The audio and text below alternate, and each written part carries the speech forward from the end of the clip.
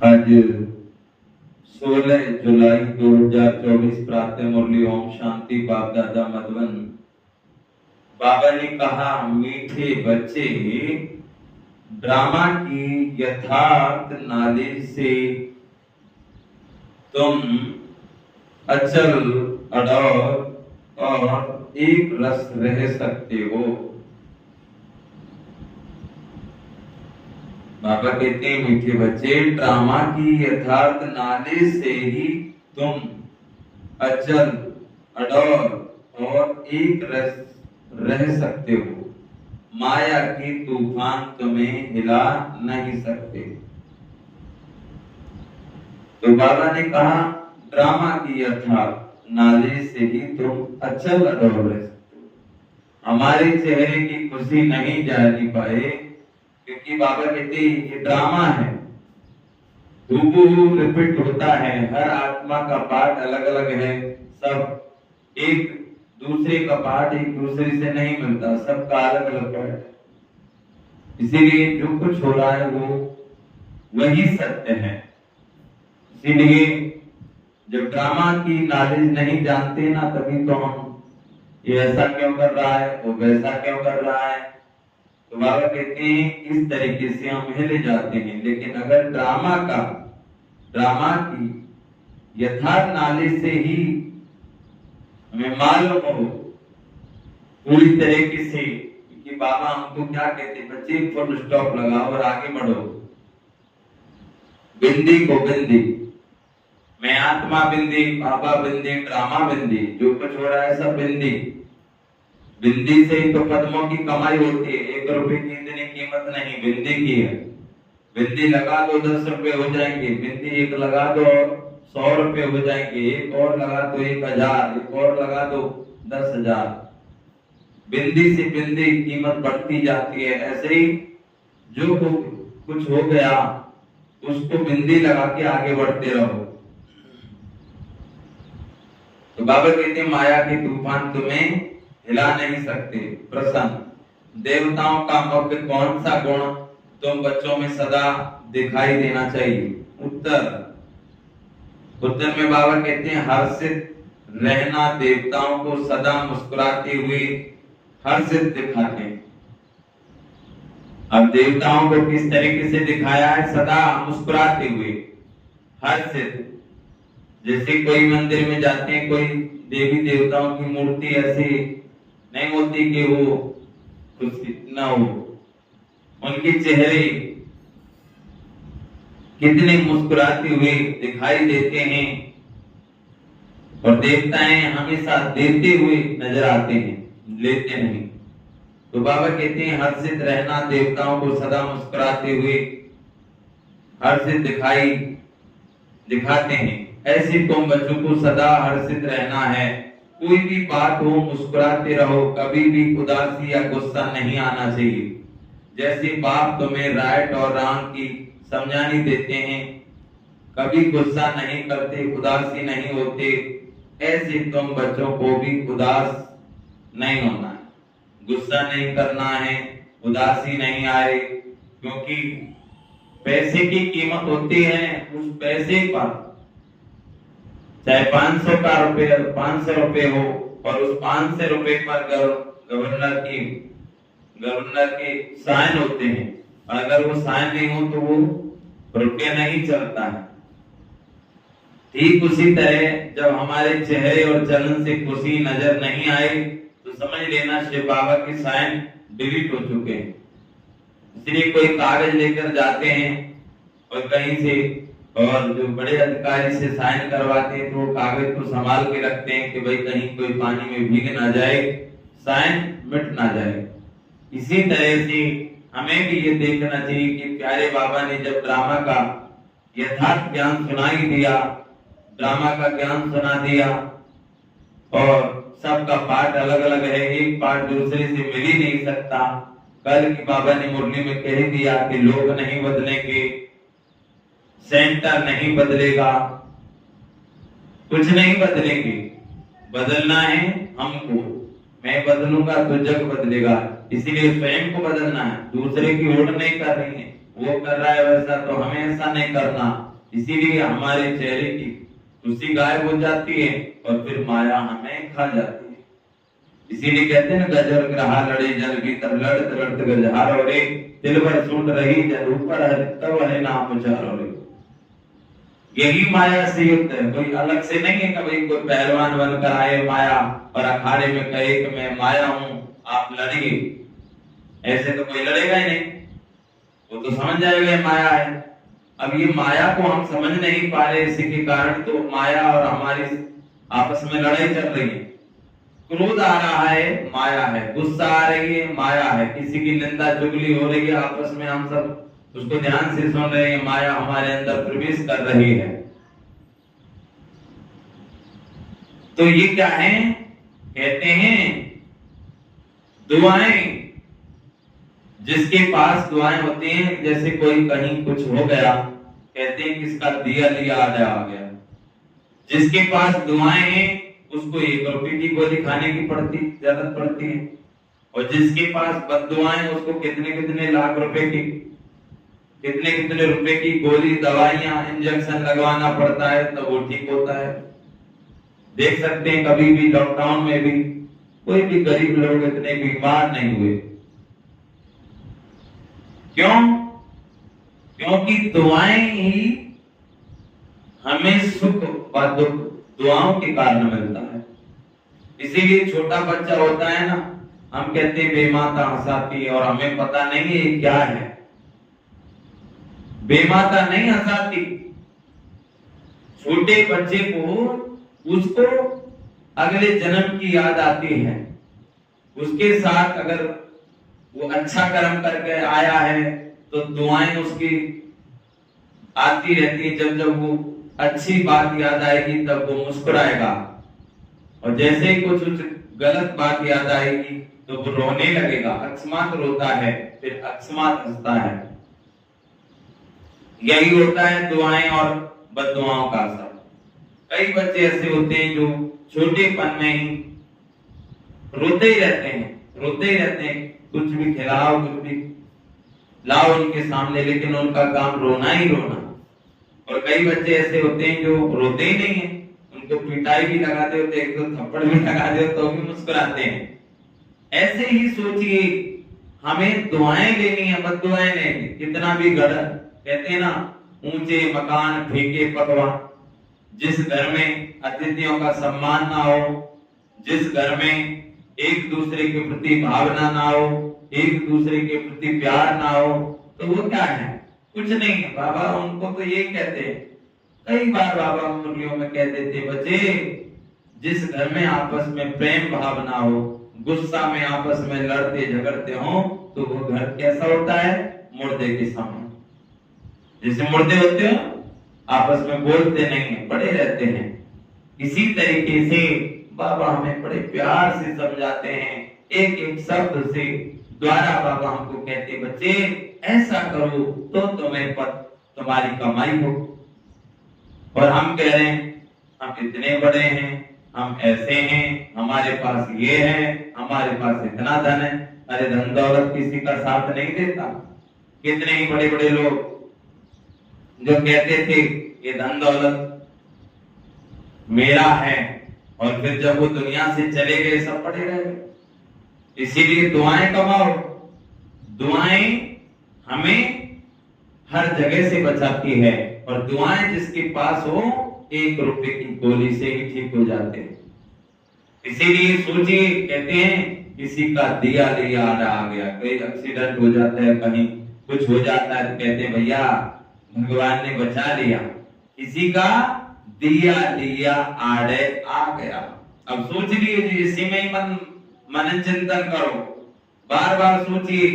हम किसी के प्रति, घर बार में हो, परिवार में हो, रिश्तेदारी में हो, कहीं भी हो, किसी के प्रति घृणा, नफरत, एक दूसरे के प्रति भावना अच्छी होंगी तो ही अच्छा होता है। अगर गलत हो तो फिर वही गलत फीलिंग होगी हमारे अंदर।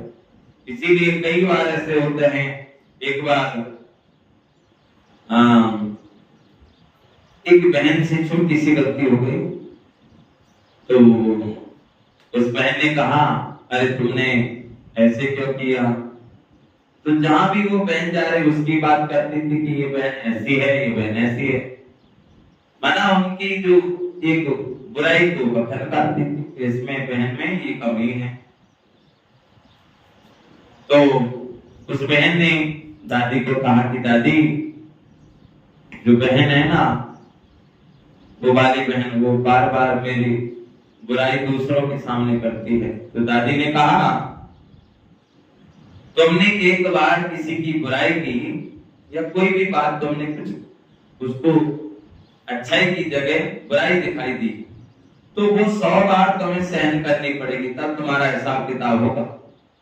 नहीं तो कहीं ना कहीं के द्वारा, कोई परिवार के द्वारा या कहीं भी कैसे भी के द्वारा वो बुराई हमारी निकलेगी। एक बार की गलती दोबारा वो उसी को भूल जाओ, क्योंकि आप एक बीज बोएंगे दुनिया में, कहीं भी खेती में देख लो तो वो 100 गुना होकर मिलेगा। मतलब एक बीज का 100 बीज बन के तैयार होता है। अब गेहूं कितना बोते हैं, कितना फसल बन के तैयार होती है, बाजरा कितना बोते हैं, कितना बन के तैयार होती है। बस यही है, जो हम बो रहे हैं वही हमें 100 गुना होकर मिलता है, 15 गुना होकर मिलता है। और फिर हम कहें वो भाई हमारी बुराई कर रहा है, वो हमारी चुगली दुगली कर रहा है, हमारे परिवार में ऐसे रहते हैं, हमारी आपस में बनती नहीं है, हमारी एक दूसरे की मानती नहीं है। कौन मानेगा? कोई नहीं मानेगा। बाबा ने सारा बता दिया। हमें स्वयं को बदलना है। सम्मान कोई मांगने की चीज नहीं है कि मेरी ननद है, जेठानी है, देवरानी है, सास है, मेरे ससुर है, मेरे देवर है, जेठ है, कोई मेरा सम्मान नहीं करता, नहीं करेंगे। पहले हमें सम्मान देना पड़ेगा, तब हमें सम्मान मिलेगा। नहीं तो कुछ भी करते रहो। दुनिया में ये है, जो देते हैं वही मिलता है। इसीलिए जो खेती में बीज बो रहे हैं वही फसल तैयार होती है। तो बाबा हम सभी को यही कह रहे हैं, ओम शांति। बेहद के बच्चों को बेहद का बाप समझाते हैं, लौकिक बाप तो ऐसे नहीं कहेंगे। उनके तो करके 5-7 बच्चे होंगे कि तो जो सभी आत्माएं हैं आपस में ब्रदर हैं, उन सबको जरूर बाप होगा, उन सबका जरूर बाप होगा। कहते भी हम सब भाई भाई हैं, सबके लिए कहते हैं, जो भी आएंगे उनके लिए कहेंगे हम भाई भाई हैं। ड्रामा में तो सभी बांधे हुए हैं, जिसको कोई नहीं जानते या ना जानना भी ड्रामा में नूंद है। जो बाप ही आकर सुनाते हैं कथाएं आदि, जब बैठ सुनाते हैं तो कहते हैं परमपिता परमात्मा नमः। अब वह कौन है ये जानते नहीं, कहते हैं ब्रह्म देवाय नमः, कहते हैं ब्रह्मा देवता, विष्णु देवता, शंकर देवता, परंतु समझ से नहीं कहते कि ब्रह्मा को वास्तव में देवता नहीं कहेंगे। देवता विष्णु को कहा जाता है। ब्रह्मा किसको भी पता नहीं है, ब्रह्मा का किसको भी पता नहीं है। विष्णु देवता ठीक है, शंकर का तो कुछ भी पाठ है नहीं, उनकी बायोग्राफी नहीं है। बाबा कहते हैं शिव बाबा तो बायोग्राफी है, शिव बाबा की तो बायोग्राफी है। वह आते ही हैं पतितों को पावन बनाने। शिव बाबा किस लिए आते हैं? पतितों को पावन बनाने, नई दुनिया स्थापन करने। अभी एक आदि सनातन देवी देवता धर्म की स्थापना और सर्व धर्मों का विनाश होता है। सभी कहां जाते हैं? शांति धाम। बाबा कहते हैं सभी कहां जाते हैं? शांति धाम।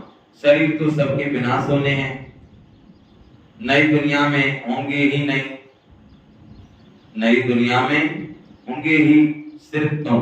बाबा के बच्चे नई दुनिया में तो होंगे, कौन होंगे? तुम, सिर्फ तुम होंगे। जो भी मुख्य धर्म है उनको तुम जानते हो, सबके तो नाम ले नहीं सकेंगे। छोटी छोटी टालियां तो बहुत हैं। पहले है डिक्टिज्म, फिर इस्लामी। ये बातें सिवाय तुम बच्चों की और कोई की बुद्धि में नहीं है। अभी वह आदि सनातन देवी देवता धर्म प्रायलोप है। इसीलिए बने ट्री का मिसाल देते हैं। सारा झाड़ खड़ा है, फाउंडेशन है नहीं। सबसे बड़ी आयु इस बनेन ट्री की होती है। तो इसमें सबसे बड़ी आयु है आदि सनातन देवी देवता धर्म की। जब वह प्रायलोप हो तब तो बाप आकर कहे कि अभी एक धर्म की स्थापना और अनेक धर्मों का विनाश होना है। इसीलिए त्रिमूर्ति भी बनाया है, परंतु अर्थ नहीं समझते। तुम बच्चे जानते हो ऊंच से ऊंच भगवान है, फिर ब्रह्मा विष्णु शंकर, फिर सृष्टि पर आते हैं देवी देवताओं के सिवाय और कोई धर्म है नहीं। बाबा कहते हैं सिर्फ सतयुग त्रेता में देवी देवताएं होते हैं और कोई धर्म नहीं होता वहां, और कोई धर्म नहीं है। भक्ति मार्ग की भी ड्रामा में नूत है। पहले शिव की भक्ति करते, फिर देवताओं की। भारत की ही तो बात है, बाकी तो समझते हैं हमारा धर्म मठ पंथ कब स्थापन होता है। जैसे आर्य लोग कहते हैं हम बहुत पुराने हैं।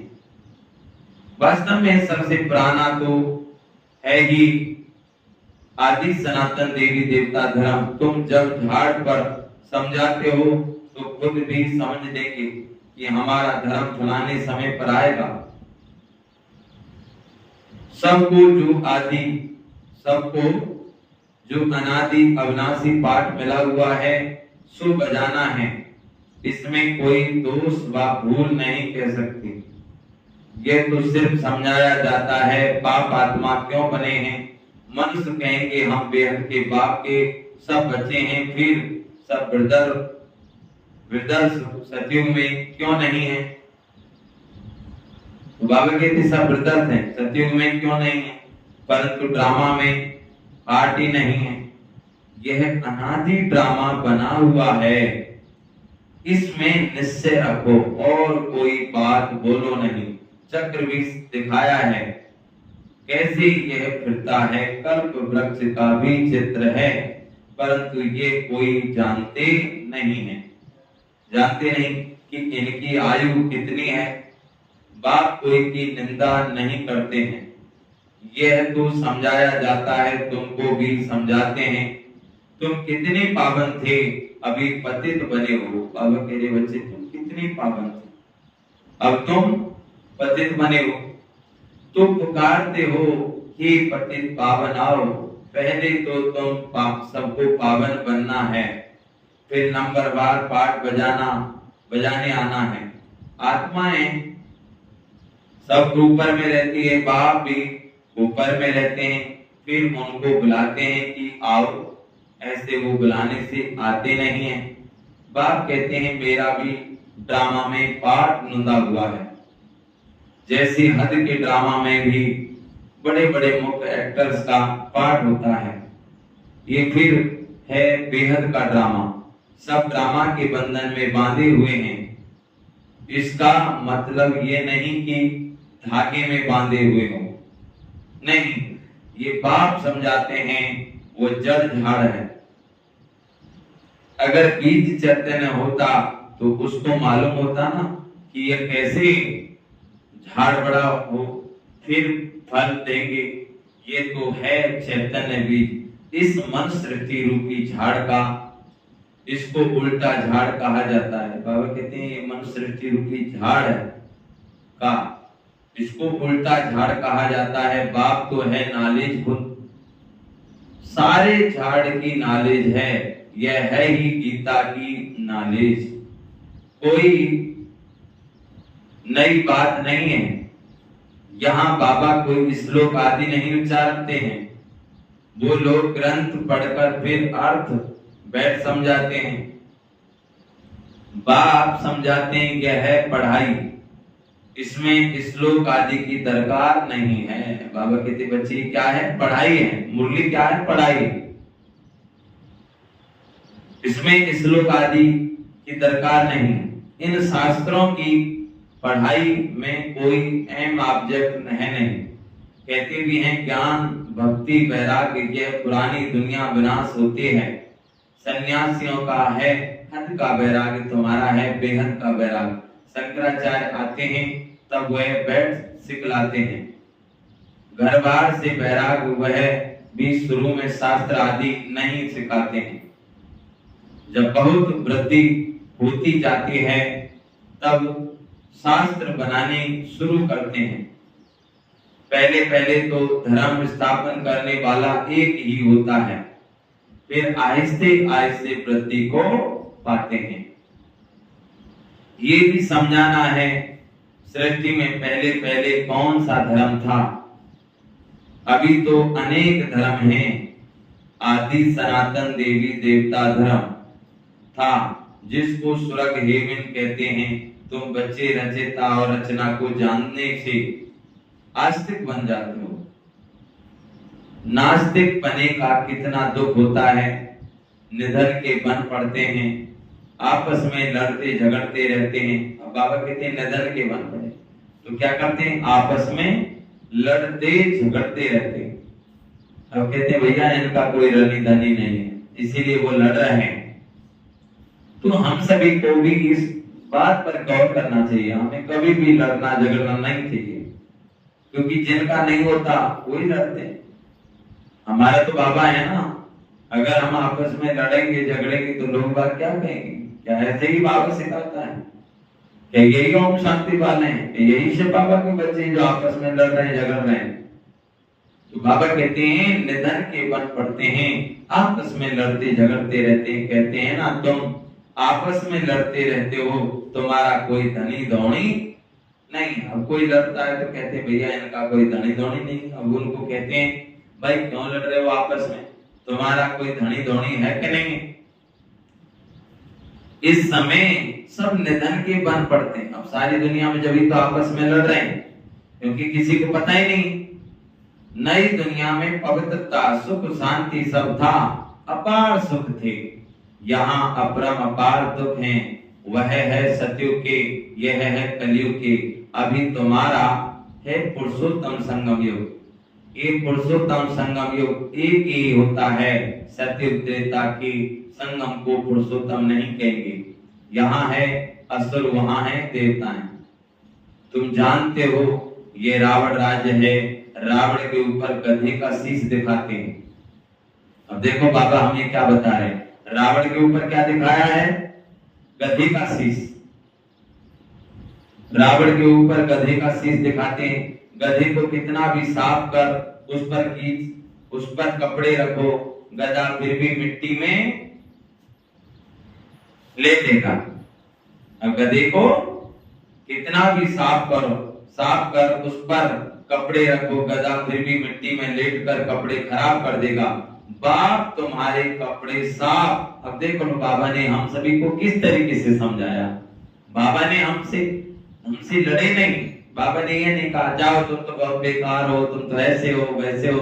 बाबा ने क्या बताया, आज हमको इस तरीके से बाबा समझा रहे कि बच्चे लड़ना झगड़ना ये सब किसके गुण है, ये रावण के हैं। क्योंकि रावण के अवगुण हैं, काम क्रोध लोभ मोह अहंकार, ये सब किसके हैं, रावण के। तो हमने जो चीज बाबा को दे दी हम क्यों लें, तो लड़ना झगड़ना ये सब क्या है, रावण की। तो रावण का शीश कौन सा दिखाया है, गधे का। गधे का काम क्या है, गधे को कितना भी साफ सुथरा करके बढ़िया तरीके से नहला के उसको अच्छे कपड़े डाल देंगे ना, तो भी गधा क्या करेगा, जा करके मिट्टी में ही वो क्या करेगा, लेटेगा और इधर उधर वो करेगा इसी तरीके से। और फिर वो भौंकता भी है गधा। तो इसी तरह की बाबा ने गधा का मिसाल देकर हमको समझाया कि बच्चे बाप तुम्हारे कपड़े साफ गुलगुल बनाते हैं। अब ये हम आत्माओं को धो रहे हैं, हमें साफ कर रहे हैं। बाबा कह रहे बाप तुम्हारे कपड़े साफ गुलगुल बनाते हैं, फिर रावण राज्य में लेथड़ कर अपवित्र बन जाते हो। अब बाबा कहते हैं तुम्हें कितना साफ बनाता हूं, तुम्हारी आत्मा को धोता हूं, कपड़े क्या है? आत्मा के।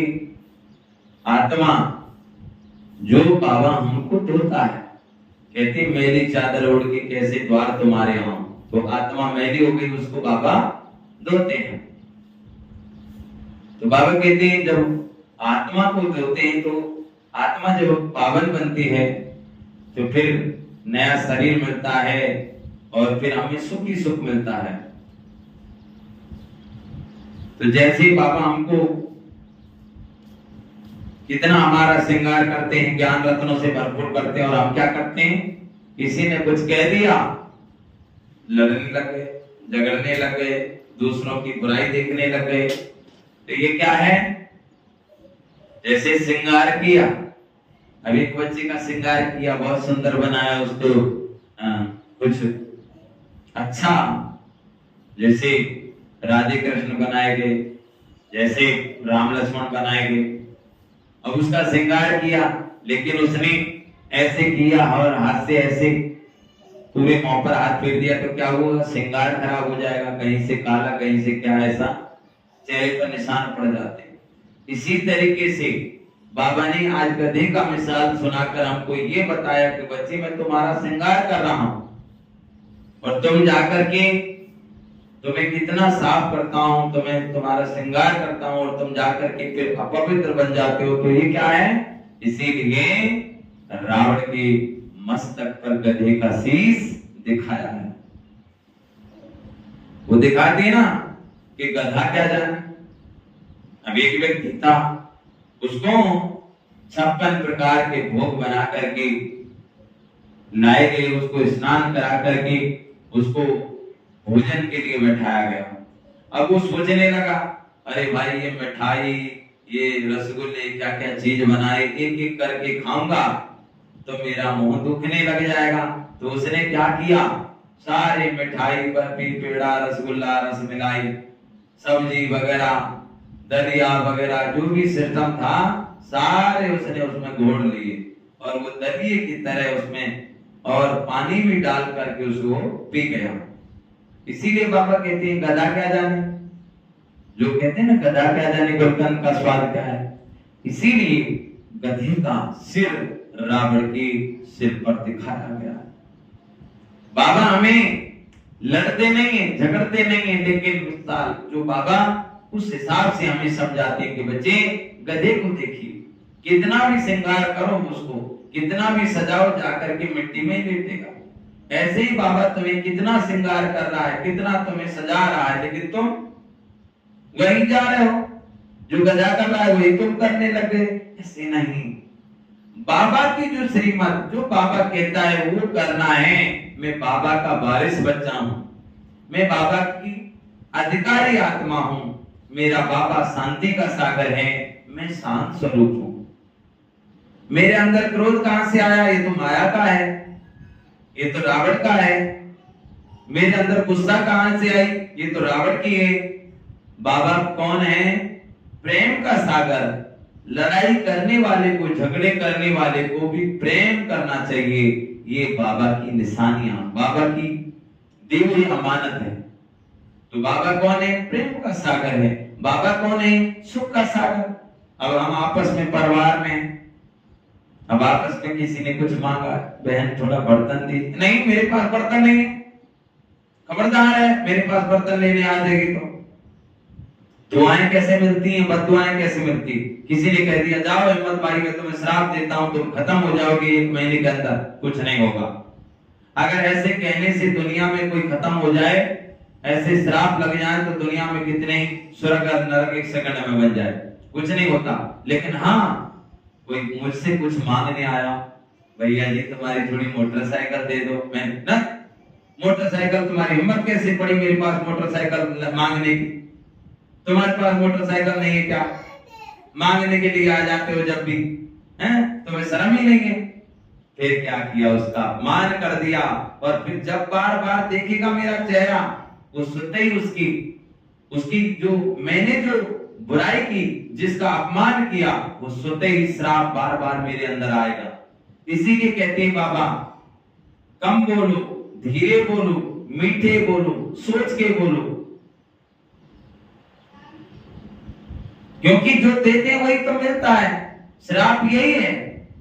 कोई तुम्हारे पास छाछ मांगने के लिए आए, तो कोई तुम्हारे पास सब्जी मांगने के लिए आए और आप नहीं, तुम तो रोज रोज मांगने के लिए आ जाते हो, तुम तो नित्य हो, तुम तो ये हो, तुम तो वो हो, छाछ मांगने के लिए आ जाते हो, तुम्हारे घर में क्या कुछ भी नहीं है, क्या सब्जी नहीं बनाते हो। ऐसी तरीके से उसका हमने दिल दुखा दिया। अंदर ही अंदर वो बार बार जब देखेगा तो उसे यही बात याद आएगी, वो कहेगा इसने मुझको ऐसे कहा था। वही श्राप है।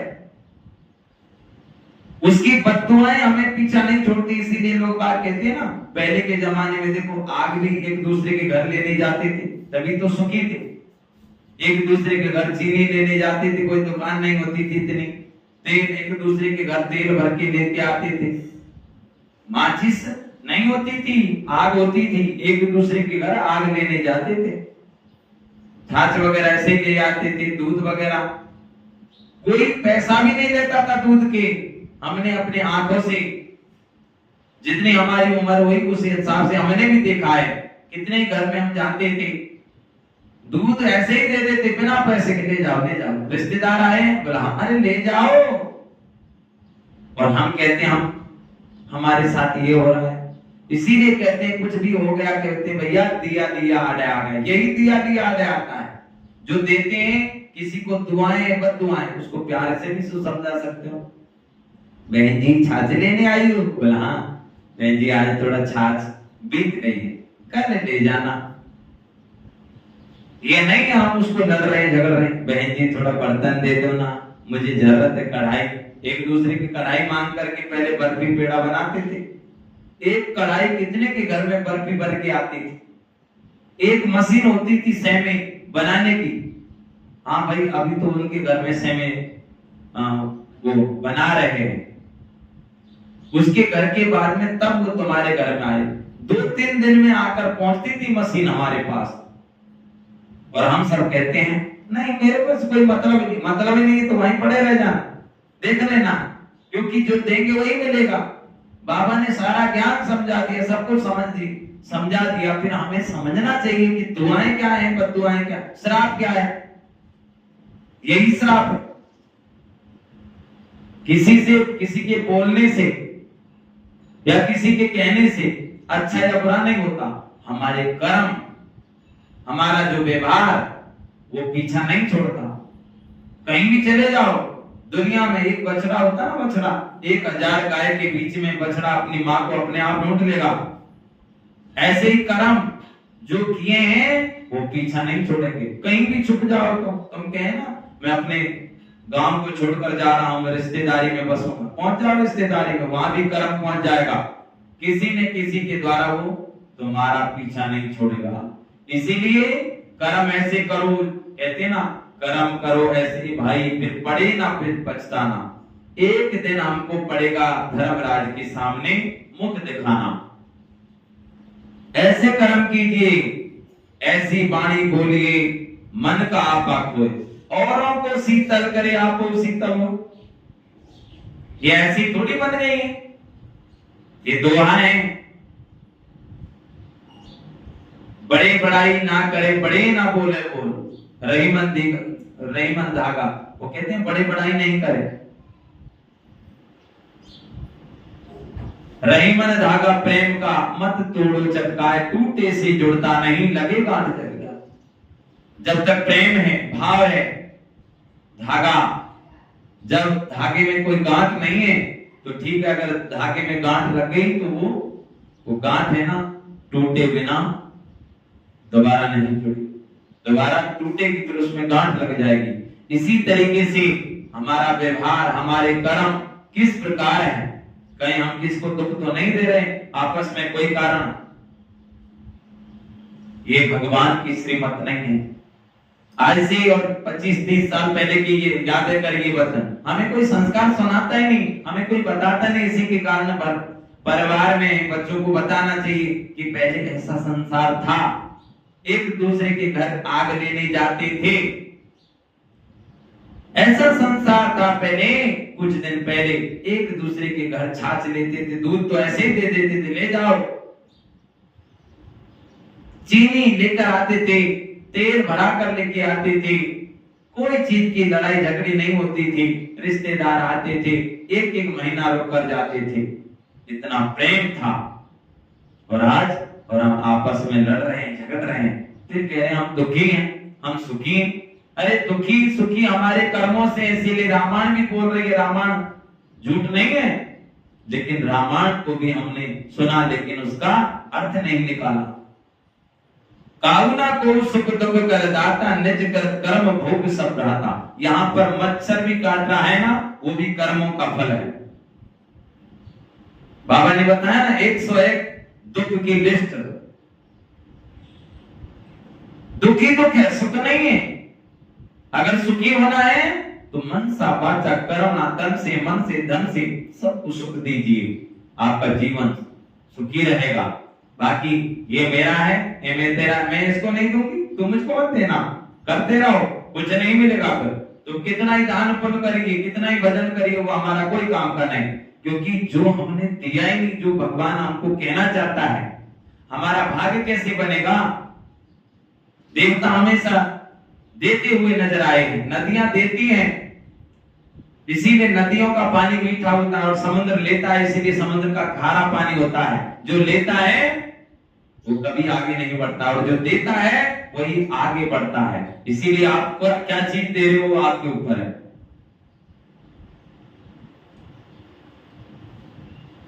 बाबा हमको यही बता रहे हैं। तो बाबा कहते हैं फिर रावण राज्य में नितर कर अपवित्र बन जाते हो, आत्मा शरीर दोनों अपवित्र बन जाते हैं। बाप कहते हैं तुमने सारा श्रृंगार गंवा दिया। अब बाबा हमको बता रहे बच्चे, तुमने सारा श्रृंगार गंवा दिया।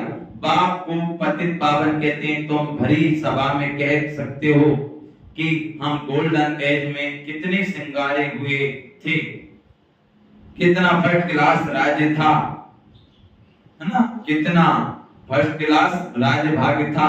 फिर माया रूपी धूल में लिथड़ कर मैले हो गए। मैले कैसे हुई? अपवित्र बनने से। सोने के महलों में थे, कहां देखो सोने के महलों में, सोने की चिम्मट, सोने की थाली, सोने की पहाड़ी थी, घरों में हीरे जवाहरात लगे हुए थे। आज तक गाना ऐसे नहीं बन गया, यहाँ डाल डाल पर सोने की चिड़िया करती है बसेरा, ये भारत देश है मेरा। ये भारत देश सोने की चिड़िया थी। आज हमारे सभी कहां गए वो सोने के महल? बाबा पूछ रहे हैं, कहां है तुम्हारे सोने के महल, हीरे जवाहरात कहां है?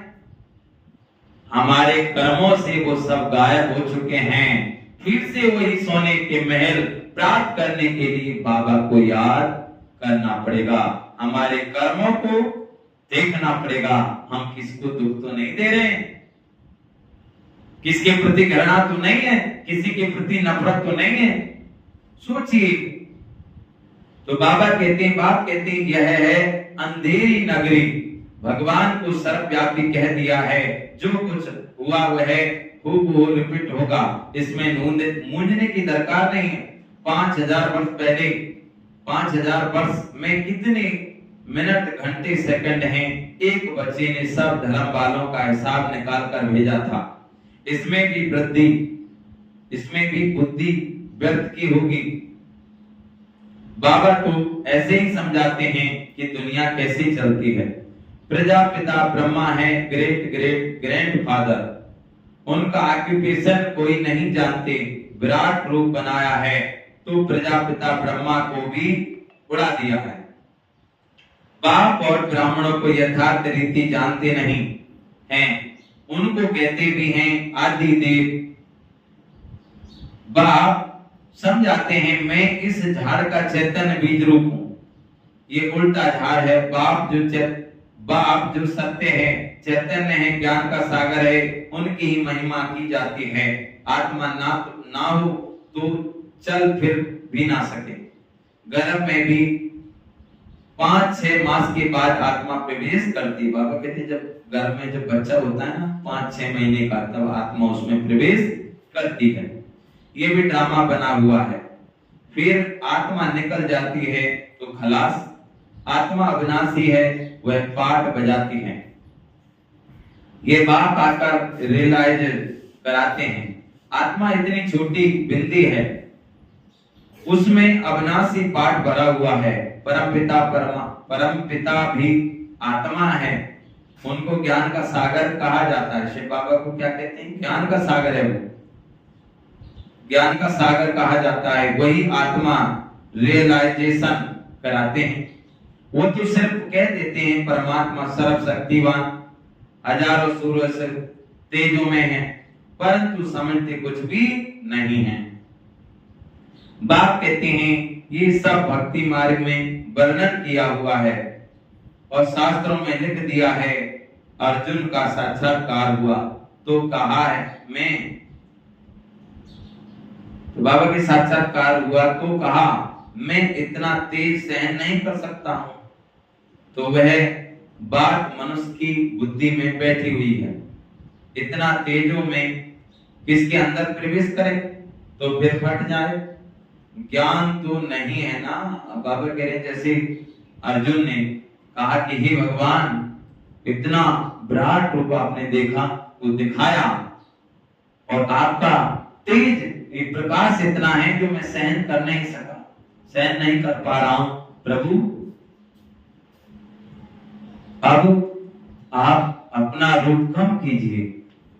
तो ये किसका बताया? बाबा कहते हैं अगर ऐसे होता भगवान, इतना तेजों में होता और किसी के शरीर में आते तो उसका शरीर फट जाता। शिव बाबा कितना है? वो शांति का सागर है। बाबा को याद करने से शांति ही शांति आती है। सुख का सागर, उसे याद करने से सुख ही सुख मिलता है। प्रेम का सागर है, उसे याद करने से प्रेम ही प्रेम मिलता है। उसमें ये नहीं है कि भाई भगवान को याद करने से हम कोई, हमारे अंदर कोई गर्मी हो या कोई ऐसा तेज हो जिसके कारण सहन नहीं कर पाते। नहीं, भगवान जब आते हैं तो आकर के पतितों को पावन बनाते हैं। भगवान जब आते हैं आकर के सबको शांति किरणें देते हैं, सबको शांत करते हैं।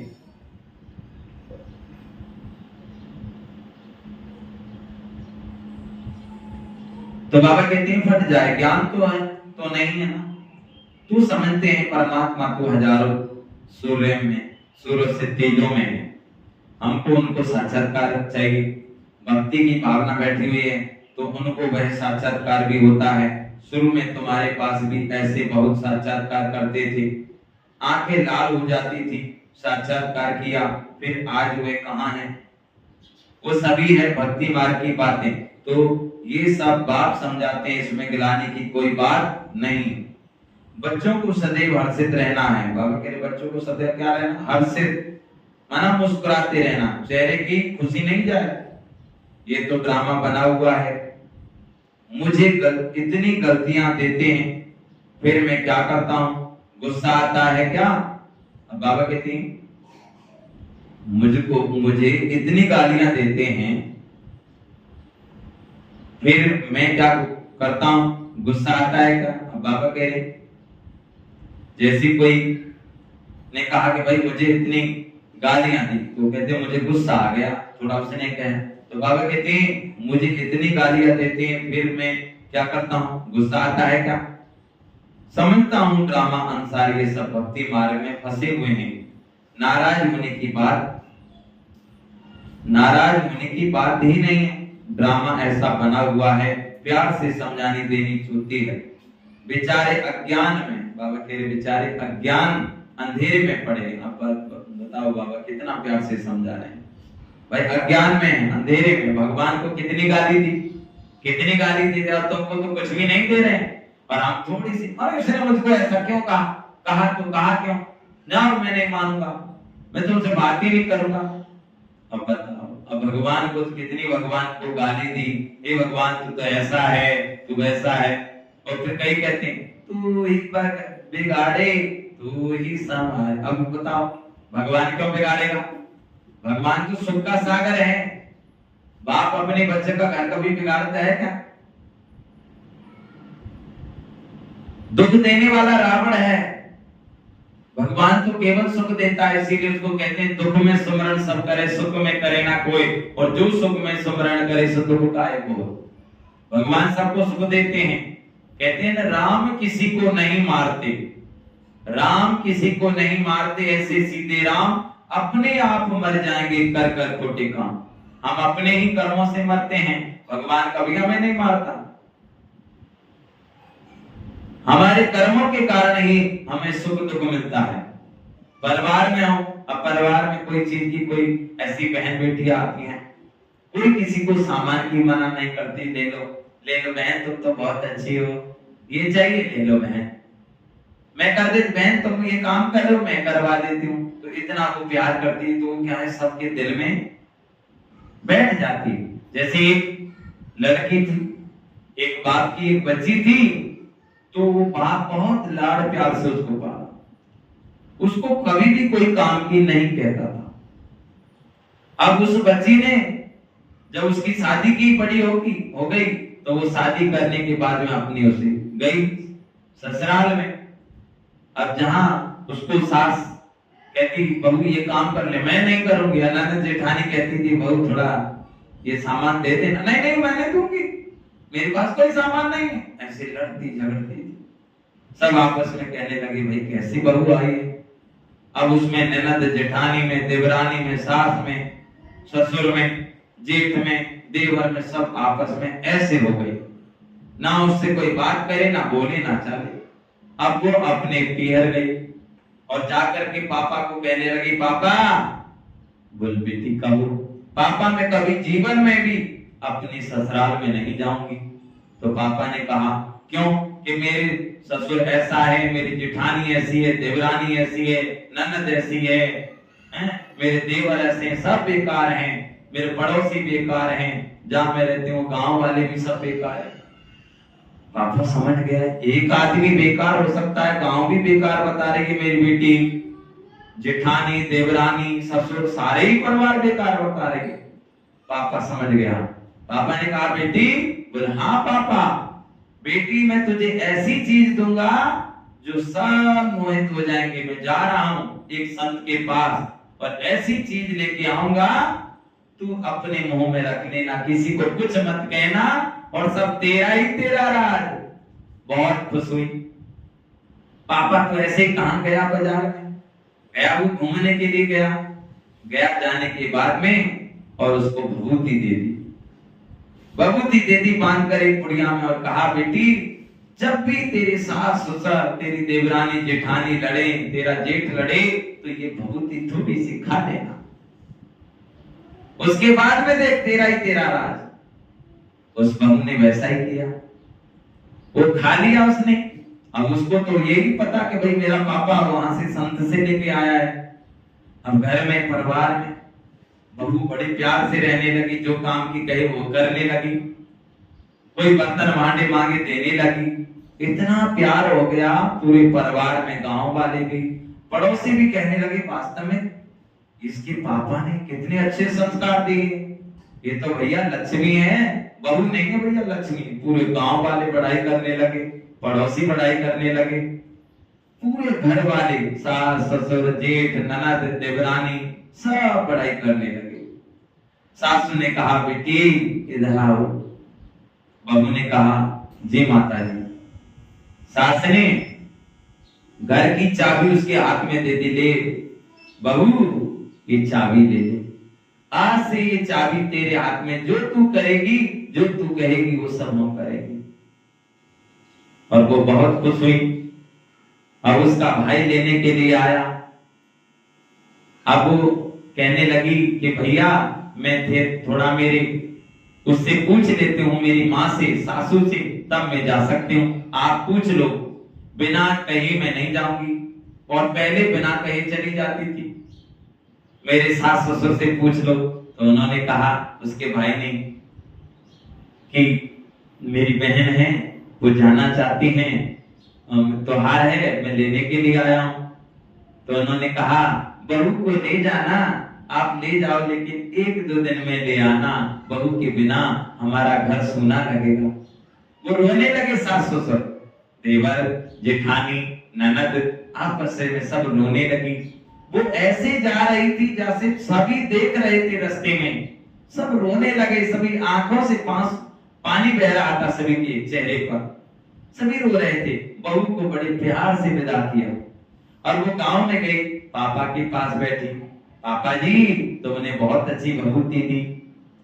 वो कौन से संत हैं जिनने बहुती दी, चलो मेरे पास, मुझे भी मिला दो। पापा ने कहा, बेटी मैं तुझे बता रहा हूं, मैंने कोई बहुती नहीं दी, ये तो चूल्हे की राख दी थी मैंने, इसी राख को तुझे दिया था। जब तूने शांति दिल में रखी, सबके प्रति भावना रखी, तभी तो आज राज तेरा पार हुआ, पूरा घर की चाबी तेरे हाथ में है।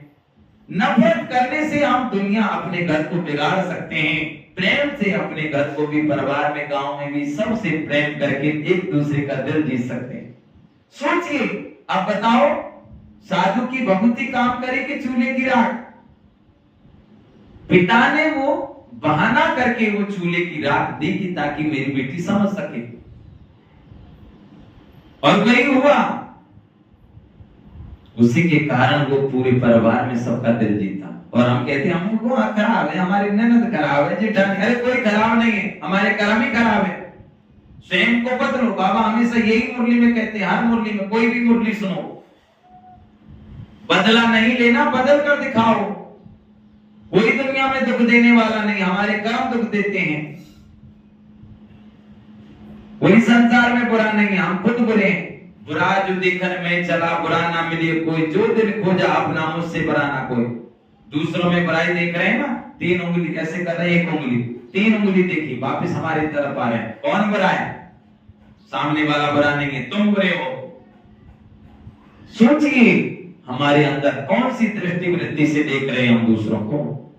तो बाबा कह रहे अज्ञान अंधेरे में पड़े हैं, नहीं समझते हैं तो तरस भी पड़ता है। बाबा कह रहे अगर वो नहीं समझते तो तरस भी पड़ता है, क्योंकि भाई अज्ञान अंधेरे में है ना। सदैव मुस्कुराते रहना चाहिए। ये बेचारे स्वर्ग के द्वारे आ नहीं सकेंगे, ये सब शांति धाम में जाने वाले हैं, सब चाहते भी शांति है ही है। तो बाप ही रियल समझाते हैं। अभी तो तुम जानते हो कि यह खेल बना हुआ है, ड्रामा में हर एक को पार्ट मिला हुआ है। इसमें बड़ी अचल स्थिरियम बुद्धि चाहिए। जब तक अचल अडोल एक रस अवस्था नहीं, तब तक पुरुषार्थ कैसे करेंगे? कुछ भी हो, बल तूफान आए, परंतु स्थिरियम रहना है। माया के तूफान तो ढेर आएंगे। अब बाबा क्या कह रहे हैं?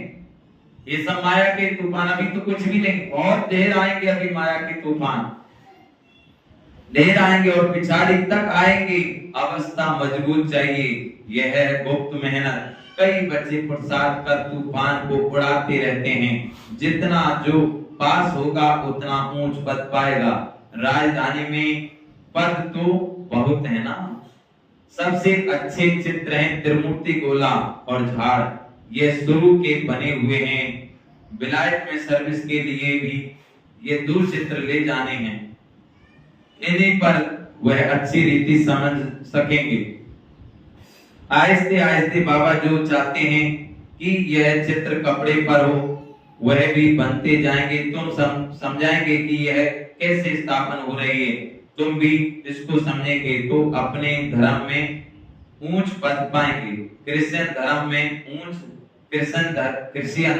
धर्म में तुम ऊंच पद पाना चाहते हो तो ये अच्छी रीति समझो। अच्छा, मीठे मीठे सिकिल दे बच्चों प्रति माता पिता बाप दादा का याद प्यार और गुड मॉर्निंग। रूहानी बाप की रूहानी बच्चों को नमस्ते। हम रूहानी बच्चों की रूहानी माता पिता बाप दादा को याद प्यार गुड मॉर्निंग और नमस्ते नमस्ते नमस्ते। धारणा के लिए मुख्य सार, इस पुरुषोत्तम संगम युग पर पवित्र बन स्वयं का श्रृंगार करना है। कभी भी माया की धूल में लिथड़ कर श्रृंगार बिगाड़ना नहीं है। देख लो बाबा क्या कह रहे हैं, क्या करना है। ये पुरुषोत्तम संगम युग है भाई। कहते ना, बड़ी भाग्य मानस तन बाबा, सुर दुर्लभ सब ग्रंथन गावा। ये बड़े भाग्य से मनुष्य तन मिला है, अच्छे कर्म के लिए मिला है। बाकी सोना चांदी इकट्ठा करने के लिए नहीं मिला है, एक दूसरे से घृणा करने के लिए नहीं मिला है। सोच लेना, अगर आप तुम एक दूसरे से लड़ रहे हो, झगड़ रहे हो ना, तो भी बेकार कर रहे हो। क्यों? अगर तुम आपस में लड़ोगे, झगड़ोगे, क्या करोगे? शिव बाबा तुमको उसी के घर में बच्चा बनाकर तैयार कर दे, क्या करोगे बताओ? उसके घर में रोते रहोगे बच्चा बन के, फिर वही तुमको खिलाएगी। ये सृष्टि ड्रामा ऐसे बना हुआ है, बाबा ने इस तरीके सब ज्ञान समझा दिया कि वास्तव में लड़े तो किससे लड़े, गुस्सा करें तो किससे करें? गुस्सा करेंगे तो बाबा उसी के घर में भेज देगा, फिर क्यों लड़े? अगर आपस में तू मैं हो गई है तो उससे बोलना बंद करेंगे तो बाबा कहते हैं बच्चे ये काम नहीं करना है। ये काम किसका है? ये तो डेड बॉडी का है, मुर्दों का है, क्योंकि मुर्दे डेड बॉडी आपस में बोलते नहीं, और हम सब तो मनुष्य सृष्टि के बीज हैं, हम आत्माएं हैं, डेड बॉडी तो नहीं है। तो आपस में मिलना चाहिए, मिलके रहना चाहिए, प्रेम से रहना चाहिए। वो कहते हैं ना, दुनिया में सबसे प्यार से चलना सीखो जी, मीठे बोल बोलो प्यार लुटाना सीखो जी, दुनिया में सबसे प्यार से चलना सीखो जी।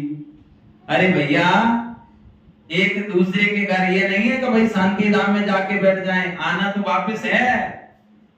प्यार इंसान से नहीं करेंगे तो फिर कैसे मिलेगा अगले जन्म में प्यार? वो कहते हैं भाई कल ढूंढा, वो कहते हैं कौन कहां कहां घर बन जाते हैं, फिर उनके घर कोई आता जाता नहीं है। इसीलिए दिखाया एक व्यक्ति था, उसको कहा भैया जी रिश्तेदारी में चले। अरे मैं नहीं जाता कोई रिश्तेदारी में। भैया जी थोड़ा देखो, आपके बच्चे की जन्मदिन है, पूरे परिवार वालों को निमंत्रण दे दो। नहीं, मैं तो नहीं दूंगा, इतना खर्चा हो जाएगा, मैं क्यों करूं, मैं तो अकेला ही बना के खाऊंगा। अकेले ही बनाता था। भैया जी आज वहां पर एक व्यक्ति मर गया है, चलो वहां पर चल लेते हैं। नहीं नहीं हम नहीं जाएंगे, सब चीज में मना करता था। चलो भैया जी पंचायत जड़ रही गांव में, चला थोड़ा बैठते हैं। नहीं नहीं मैं नहीं जाऊंगा। अरे भैया जी देखो वहां छान उठा रहे हैं, सब चलिए। नहीं मैं नहीं जाऊंगा। कहीं भी वो जाता नहीं था, एक दूसरे से प्रेम नहीं था, कुछ भी नहीं। और फिर क्या हुआ, उसके घर में कोई व्यक्ति ने शरीर छोड़ दिया, डेड बॉडी घर में रखी हुई थी। कोई भी उसके घर में आ ही नहीं रहा था, ना रिश्तेदार आए थे, ना पड़ोसी, ना दोस्त वाले, गांव वाले भी। अब वो सोचने लगा, अब सबको कहने लगा अरे मैंने कौन सा क्या बिगाड़ा है, मेरे घर तो कोई भी नहीं आ रहे। सब मन ही मन में कह रहे थे अरे तुम तो किसी के घर में जाते नहीं थे। गांव वालों को दया आई, भाई इसका कर्म इसके हाथ में, चलो। इस तरीके से इसी कहानी से हमें ये सीख लेनी चाहिए कि प्यार देंगे तो प्यार मिलेगा, नफरत देंगे तो नफरत मिलेगी। इसीलिए लो भाई कांटे, कांटे का क्या करेंगे? तुम दूसरों को फूल देना शुरू कर दो, बदले में तुमको फूलों की माला मिलेगी। कर्मों के आधार से कोई दुनिया में बुरा नहीं है, बुरे हमारे कर्म हैं जो हमें दुख व सुख देते हैं। इसीलिए कोई कुछ भी कहे, सबसे प्यार से रहो। तो बाबा यही समझा रहे हैं, लिथड़ना श्रृंगार बिगाड़ना नहीं है। इस ड्रामा को यथार्थ रीति समझकर अपनी अवस्था अचल अडोल स्थिर यम बनानी है। कभी भी मूंझना नहीं है, सदैव हर्षित रहना है, मूंझना नहीं। कुछ भी हो जाए हंसते रहो, हंसाते रहो। सबको कला होनी चाहिए भाई, बाबा के बच्चों में ये कला होनी चाहिए कि दूसरे को हंसाओ।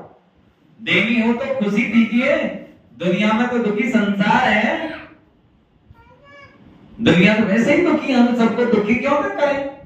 देना हो तो खुशी दीजिए। कहते हैं भला किसी का कर ना सको तो बुरा किसी का मत करना, और पुष्प अगर तुम बन ना सको तो कांटे बनकर मत रहे। कांटे मत बनो, एक दूसरे को मत छुओ, ये ऐसा है वो वैसा है, कुछ नहीं, सब अच्छे हैं, हमारे कर्म ही ऐसे हैं। इसीलिए वो हमको राम राम नहीं करते, इसीलिए वो हमको ओम शांति नहीं कहते। हमारे कर्म अच्छे हैं तो देख लीजिए, हमारा जीवन देखिए। हर व्यक्ति परिवार में हो, गांव में हो, रिश्तेदारी में, कहीं भी सब ओम शांति करते, किसी से कोई दुश्मनी नहीं। हमारे जीवन से आप जानिए।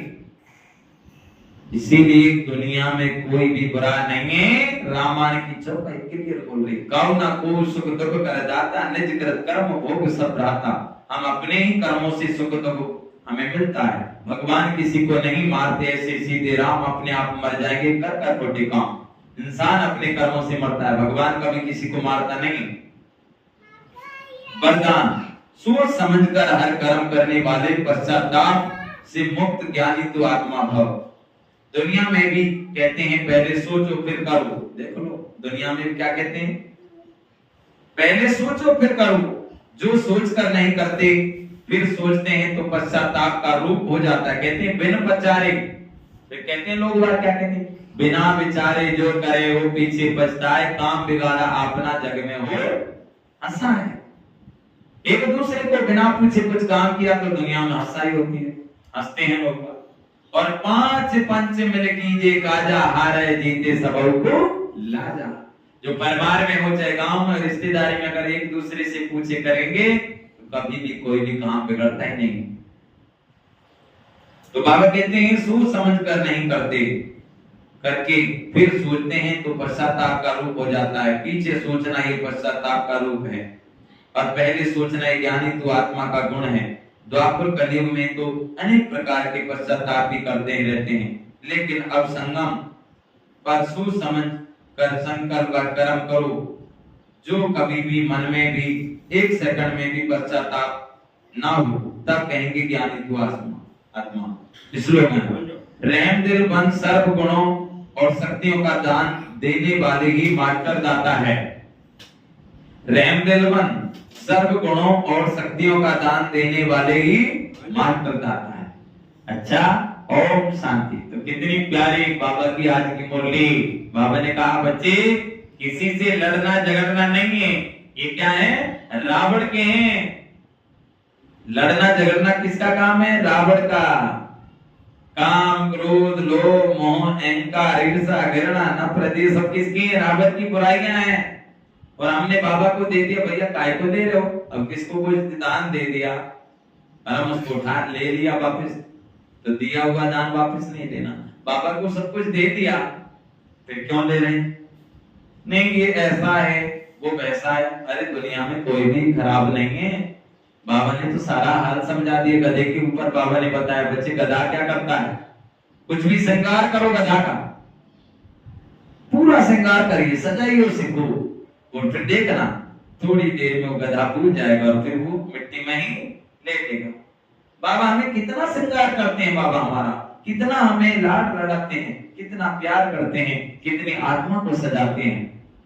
आत्मा की जो कट है उसे उतारते हैं, आत्मा को धोते हैं, साफ करते हैं और फिर हम क्या करते हैं, वही मिट्टी में खेलते हैं। मिट्टी माना अपवित्र होते हैं, दूसरों से घृणा करते हैं, नफरत करते हैं, दूसरों की चुगली करते हैं।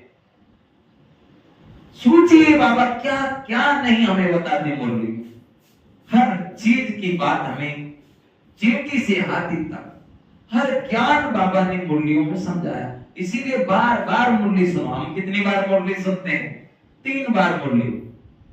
बाबा की मुरली अब जैसे अभी YouTube चैनल पर भी है, ये मुरली आज की डर जाएगी। ये जो B K grade soul YouTube channel पर जैसे आज की मुरली YouTube चैनल पर, फिर ये मुरली डाउनलोड करके छोड़ दी, ये पढ़ी, उसके बाद में हमने फिर प्रभु निधि YouTube चैनल पर मुरली सुनी। हमारी जो दीदी सुषमा दीदी मुरली सुनाती, बहुत अच्छे अर्थ से सुनाती। तो मुरली में नए नए पॉइंट आते हैं, बार बार सुनो। गिलास से अच्छा है मुरली सुनो, बार बार सुनो। भगवान के एक शब्द कितने का, 1 करोड़ का एक मुरली का शब्द कितने पत्रों की कमाई होती। फिर दूसरे एक बहन की और दीदी के, वो भी बहुत अच्छी मुरली सुनाती। सुनाने वाला बाबा है, जैसे माइक है, कोई 500 रुपए का माइक होता है, कोई 1000 का होता है, लेकिन बोलने वाले शिव बाबा बोलने वाला है। लेकिन कोई किस तरीके से मुरली सुनाती, कुछ इस तरीके से बाबा की मुरली अर्थ सहित हमें बार बार सुननी चाहिए। नए नए पॉइंट आते हैं, सुनाने वाला बाबा है, मुरली बाबा सुनाता है, शिव बाबा की मुरली है। लेकिन उसे मुरली का मनन चिंतन करिए, बार बार मंथन कीजिए, सोचिए बाबा क्या नहीं करता, हम सब कुछ दे रहा है, हमारा श्रृंगार कर रहा है, हमें स्वर्ग में ले जा रहा है, किस जन्मों की बादशाही दे रहा है। ऐसा बाबा दोबारा नहीं मिलेगा। पहचान लो शिव बाबा को, परम धाम से आया है, सबको ले जाएगा, किसी को छोड़ने वाला नहीं है। इसीलिए सब पढ़ते तरस करिए, सब अज्ञान की नींद में हैं, उनको जगाइए, प्यार कीजिए सबको, किसी से नफरत नहीं, घृणा नहीं, सब अपने हैं, कोई भी पराया नहीं है। अच्छा, ओम शांति, ओम शांति, ओम शांति।